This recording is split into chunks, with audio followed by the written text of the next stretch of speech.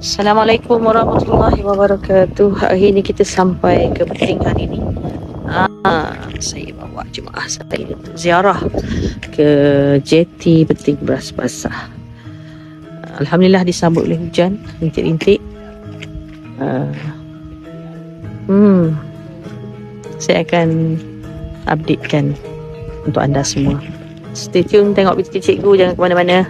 Assalamualaikum. Assalamualaikum warahmatullahi wabarakatuh. Alhamdulillah kami sampai ke Beting Beras Basah. Disambut oleh kawanan-kawanan monyet yang comel-comel. Masya Allah. Dulu tak ada kan kat sini kan korang? Alhamdulillah. InsyaAllah yang baik-baik. InsyaAllah.